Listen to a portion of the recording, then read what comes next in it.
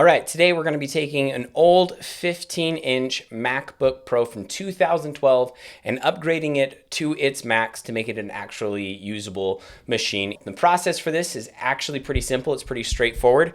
Apple MacBook Pros used to be pretty easy to work on and easy to upgrade, and so this isn't a terribly long process. It's not a terribly complicated process.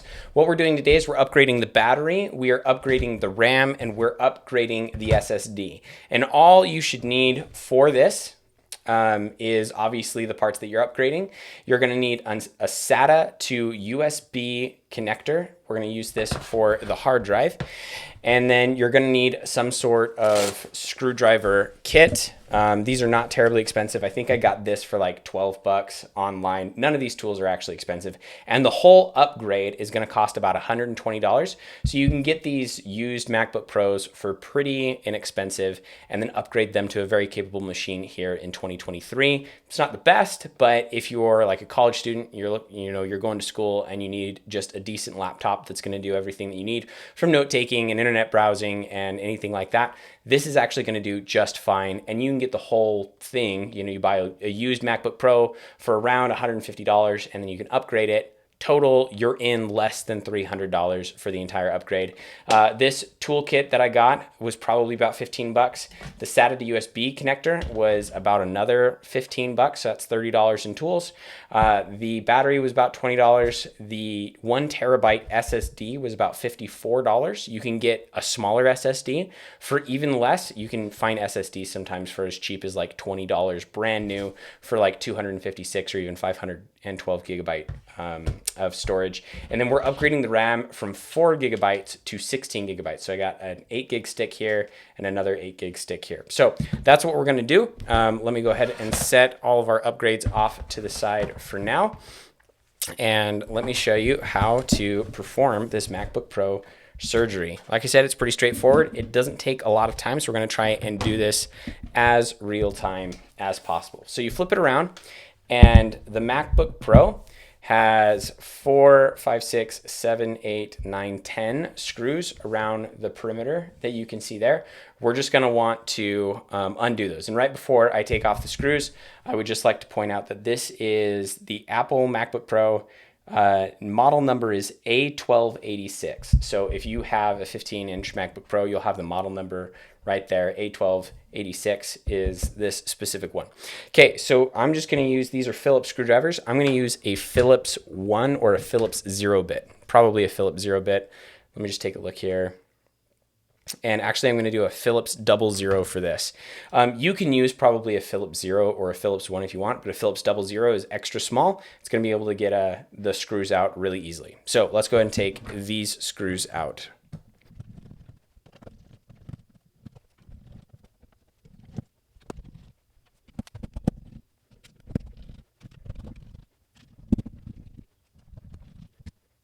All right, really quickly, just important to note, this screw, and this screw all are longer than the rest of the screws. So you have 7 screws, which are all the same length, and then these back 3 screws here on the right side are a different length. And so I'll just hold these up to the camera here. Hopefully you'll be able to see them just fine, but you can tell that these screws are a different length.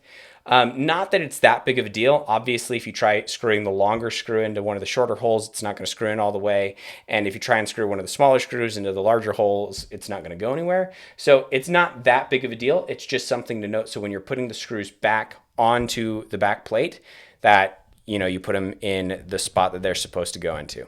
Okay, so from here, you just kind of pop the back cover off. We're going to set this to the side. And here you have the components. So we're upgrading the hard drive to an SSD, we're upgrading the RAM, and we're upgrading the battery. The first thing that you're going to want to do is you're going to want to disconnect the battery. So the way you can do that is, oh, you know what? I should have said this before, but everybody makes mistakes. You're going to want to power the machine off by just holding that power button. Okay, and it's off. Okay. So you don't want to disconnect the battery while it's still going. Just in case anything weird happens, you'll probably be fine, but just power the machine down first. So I should have said that before, but now you know. So the battery is going to be right underneath this cover here, probably. So you have 2 Phillips screws here. Again, I'm using a Phillips 00. Okay, so now that we've got the battery cover off right here, we're going to remove 3 screws, one right here underneath a voided warranty if you remove the battery thing here. Warranty's over. It's a 10-year-old computer or 11-year-old computer. You don't have a warranty, so don't worry about this. But there's a tri-point screw here, a tri-point screw here, and a tri-point screw here, and that will allow you to remove the battery. So I'm using a number 2 tri-point screw or screwdriver to remove these screws. Now what you should be able to do is lift the battery out like that. And you know what? I was wrong. I didn't disconnect the battery before. Here's the battery. I always make that mistake. Okay, turns out I was wrong. What I disconnected was probably the trackpad or the keyboard. So you don't need to disconnect that. What you do need to disconnect is this one. So now we've disconnected the battery. The next thing that we're going to do is we're going to de-slot the RAM. Just going to take out the RAM here. And you have these 2 levers here that you'll push to the side. RAM lifts up. You can slot that out. So again, these are 2 gigabyte sticks. We're going to put that off to the side. Okay, now we're going to move on to the hard drive. Hard drive is not terribly complicated. You have some Phillips screws right here. Good news, those Phillips screws inside this bracket that holds the hard drive down, they're captive. So you're not going to be able to take those out unless you try really, really hard, which you shouldn't. From here, we can take the hard drive out, and there's this connector right here. We're just going to slot that connector off. And now we've completed the disassembly part. So now the next step is to insert the upgrades that we want. So we're going to start with the SATA SSD here. And we just slot this guy right where the other one was. Next, we're going to upgrade the RAM. Okay, with RAM, it's keyed. So you'll notice that on the RAM, there's this little notch and it's not quite halfway. That's very important. When you slot in the RAM, you point it down and you just make sure that you match that notch up correctly. RAM is upgraded now. The next step, upgrade the battery. Take our connector, we fold that back, and we slide this in from top to bottom. And the reason is you have these screw slots here, and you want to make sure that the battery's underneath those. Press that down. We don't want to connect the battery yet.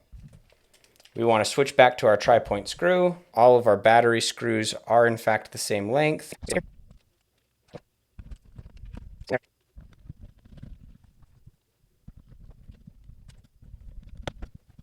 Okay, so we just ran into a little bit of a snag. It's not a big deal at all, but this battery, because it's an aftermarket battery, it's not a genuine Apple battery, because a genuine Apple battery would be dead at this point. That's the entire reason we're replacing this. But these screw mounting points did not line up perfectly. This far left one lined up just fine. The middle one lined up just fine, but this right one was just a little bit short. So we had to kind of stick the screw in at an angle and it didn't go in all the way. That's fine. 2 screws should be enough to hold it in. And even if it's not enough to hold it in, we're going to put a back plate over it that's going to go pretty much flush. And so the battery's not going to move around a lot anyway. So things like this happen when you're doing laptop repairs and when you're doing computer repairs. This happens, it's totally fine. There's nothing wrong with it. So at this point, we can connect the battery. One last note here before I close this up is that you can technically, this is a CD drive, you can technically remove this and install another SSD here if you want. I don't know why you would really want to do that because SSDs are so cheap at this point that this is 1 terabyte. You could upgrade to like 4 terabytes or whatever, and it would still not be it would be the same size and you'd be able to store as much info as you want on there. So I'm not sure why you'd want to get rid of this. Even if you ran it in, say, RAID 0, which is a way of running both hard drives at the same time to improve speeds, you're still only accessing SATA 3 SSD speeds, which essentially says that the performance for this laptop is capped at a certain rate. And that rate is pretty fast.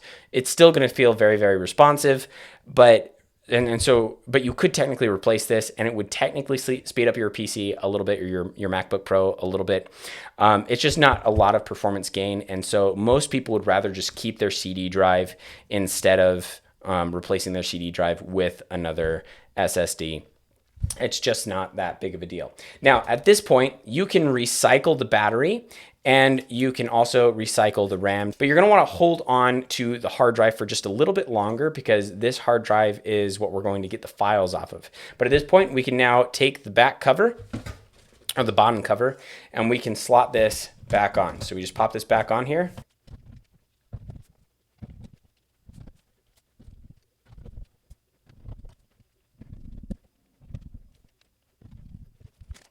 Okay, at this point, you have finished upgrading all of the parts on your MacBook Pro. But we're not done yet, because at this point, if you were to try and just go ahead and boot it up, so it's giving us this flashing file folder message. This means that there's no operating system installed, so there's nothing to boot into. So the way you get macOS now installed on this brand new SSD is we're going to power this back down. Just like that. And then we're going to hold Option Command R as we boot back up.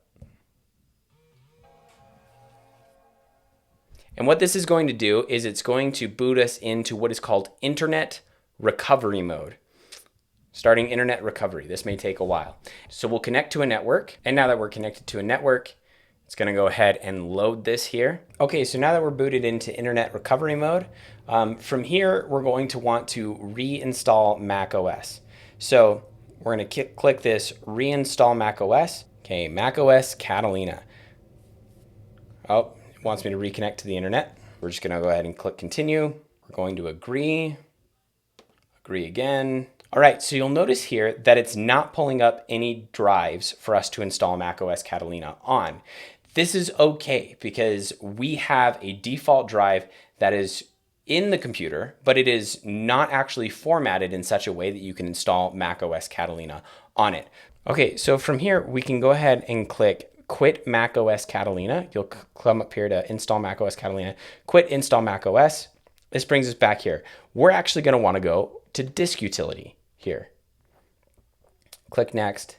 And this is going to bring up the different drives that we have in here. So you'll notice here this Team T253 1TB media. This is our disk, but it is uninitialized is what it'll say right here.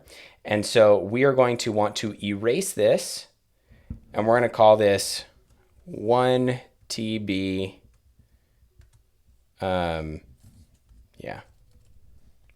Mac OS 1TB. From here, we're going to select the APFS as the format, and then we're going to select the GUID partition map. This is the fastest that we're going to be able to get the SSD. It's going to be the best way to install macOS Catalina. We click Erase, we click Done, and now we can exit out of Disk Utility, and now we can go through Reinstall macOS, click Agree, agree again, and now when we go to install, we can select macOS 1 terabyte and we can click Install. This is going to take some time to install, so we're going to go ahead and let it do that.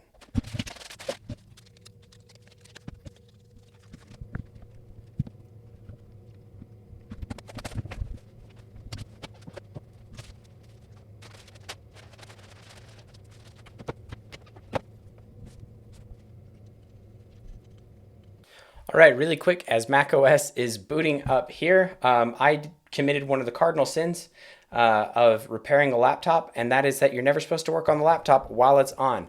But I don't think I'm at any risk here because I'm really not doing anything crazy. Even though it's currently writing to the SSD can be moving around and stuff like that because solid state drives are very, very stable. And I noticed that there are these little nubs on the hard drive that hold the hard drive in place. So the SSD was rattling around inside the computer. So this is a Torx T6 drill bit that you can kind of see here that also comes with the screwdriver kit that I have. And I'm going to remove these little nubs and screw them into the SSD.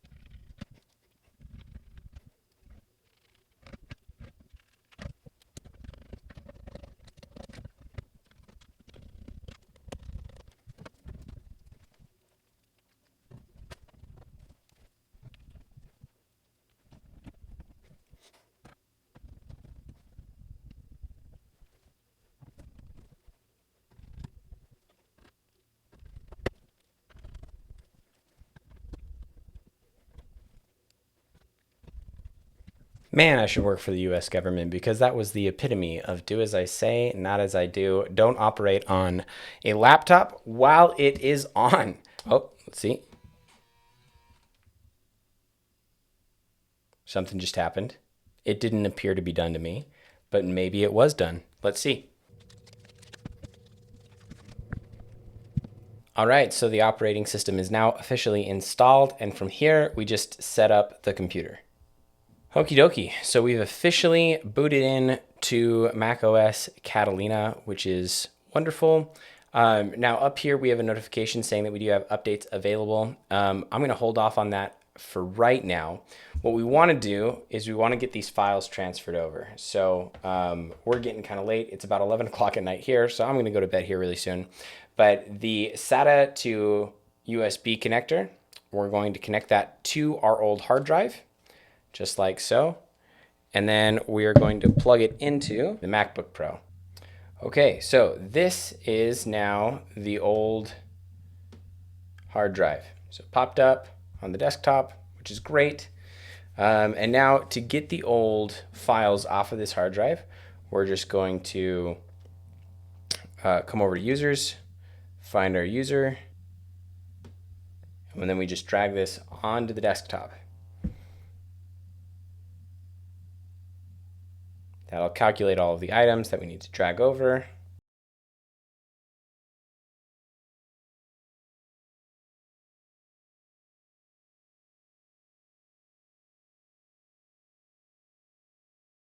Okay, this is taking quite a bit of time, so we're gonna let it do its thing for now, and we'll come back tomorrow after it's transferred everything over, and we'll update the operating system, make sure everything is updated, and that will be it. We just transfer all the files over, everything is on the desktop, right where you need it, and that's it. We'll clean the MacBook up, we'll send it back to my friend, and they'll have a fully upgraded, maxed out 2012 MacBook Pro, 15 inches, and it will be a totally capable machine of internet browsing, light photo editing. Maybe if you're a little scrappy, you could do some like 1080p video editing as well, but it'll be a totally capable machine.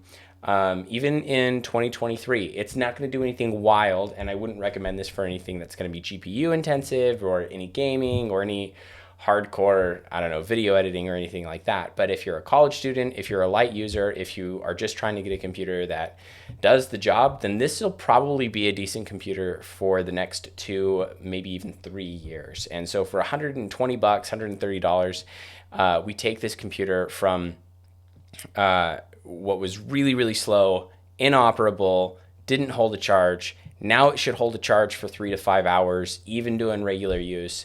It should be fast enough that it holds up with any modern $400 or $500 laptops, and it's just gonna fit the bill for now. I hope you found this video useful. If you did, go ahead and like and subscribe, and we'll see you in the next one.